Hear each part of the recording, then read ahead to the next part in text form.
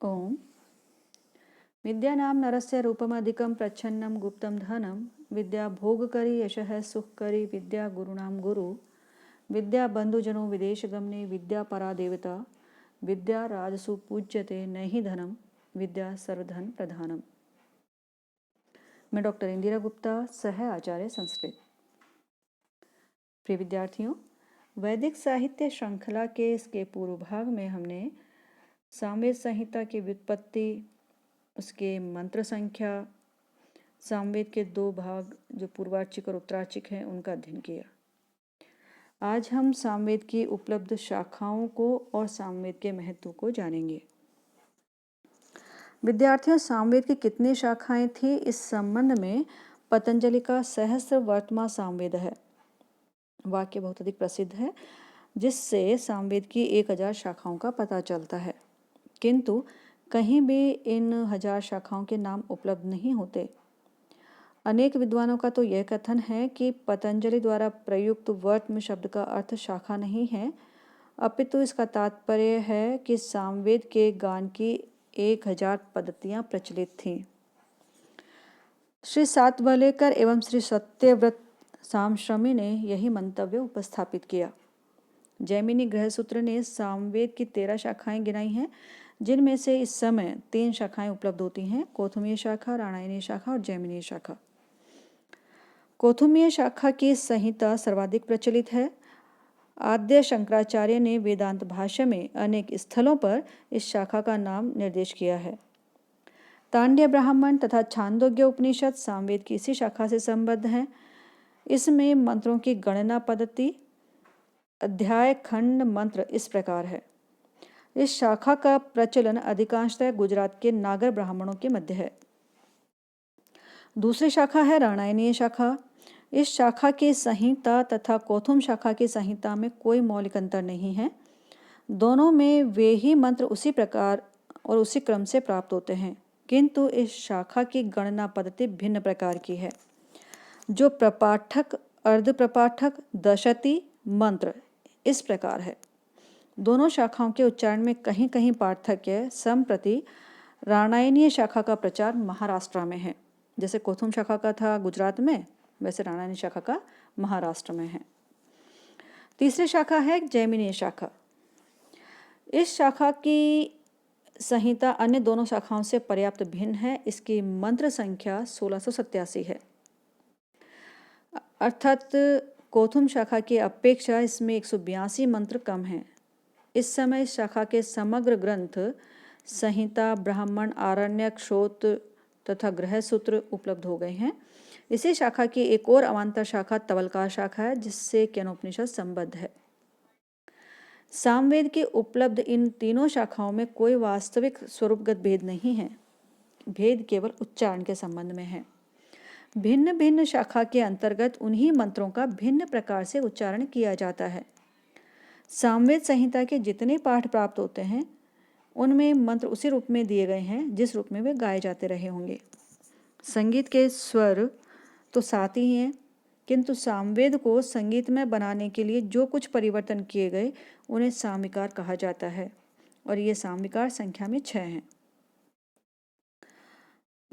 जैसे कि परिवर्तन, विश्लेषण, विकर्षण, अभ्यास, विराम और स्तोम, ये 6 सामविकार कहे जाते हैं।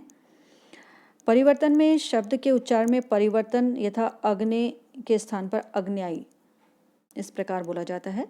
विश्लेषण नामक जो सामविकार है, उसमें एक पद को पृथक पृथक करके बोलना, यथा वितय के स्थान पर वोई, तोयाई, इस तरह से। विकर्षण नामक जो सामविकार है, उसमें एक ही स्वर का दीर्घ समय तक उच्चारण, यथा आया ही के स्थान पर आया ही प्लुत में बोलना। अभ्यास नामक जो सामविकार है, उसमें पद का पुनः पुनः उच्चारण, यथा तोयाई, तोयाई, बार बार अभ्यास पूर्वक बोलना। पांचवा सामविकार है विराम। सुविधा अथवा लय उत्पन्न करने के लिए पदों के मध्य अत्यल्प रुक जाना विराम कहलाता है।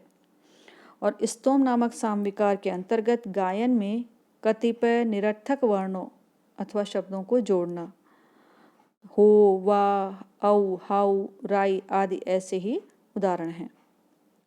सामगान के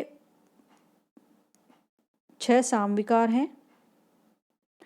उसी प्रकार से सामगान के 5 रूप और भाग, जिन्हें भाग भी कह सकते हैं, भाग होते हैं, जिनके अंतर्गत उद्दात, अनुदात और स्वरित, इन 3 स्वरों का विभिन्न प्रकार से समावेश होता है।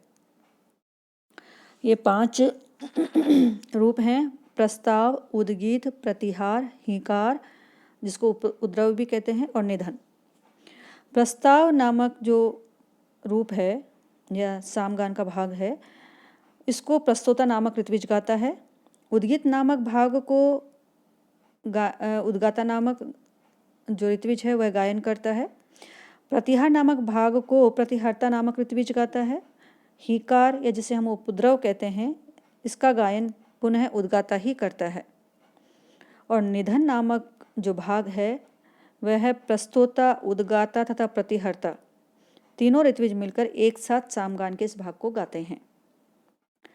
वर्तमान युग में वेद विहित रूप में स्वर सहित सामगान अत्यंत कठिन हो गया है। इसलिए इस समय सामवेद गायन तथा प्रथा या कहें कि साम गायन की जो परंपरा है उसे कुछ विद्वान ही रह गए हैं और कुछ विद्वानों तक यह सीमित रह गई है।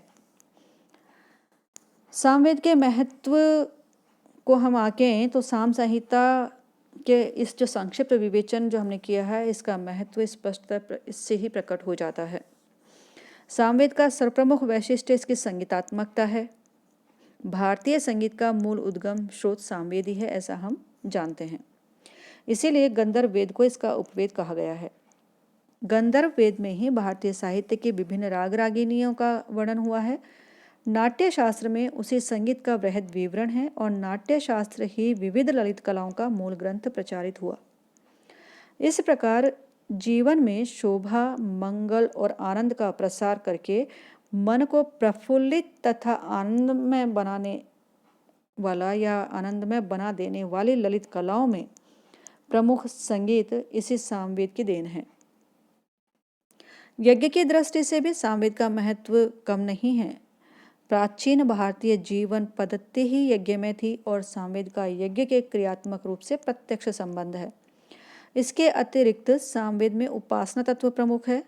आध्यात्मिक दृष्टि से ओंकार तत्व का प्रामुख्य बढ़कर ब्रह्मरूप हो गया। इस ब्रह्म की प्राप्ति का साधन उपासना है। सामवेद संगीत और भक्ति के द्वारा इस उपासना को संपन्न करता है। ब्राह्मण ग्रंथों में सामवेद के सामों अथवा रागों को ऐन्द्रजालिक शक्ति से युक्त माना गया है। अतः भारतीय विचार के इतिहास की दृष्टि से भी सामवेद का विपुल महत्व है। अस्तु, इस भाग में इतना ही। आगे के भाग में हम अथर्व वेद संहिता का अध्ययन करेंगे। धन्यवाद।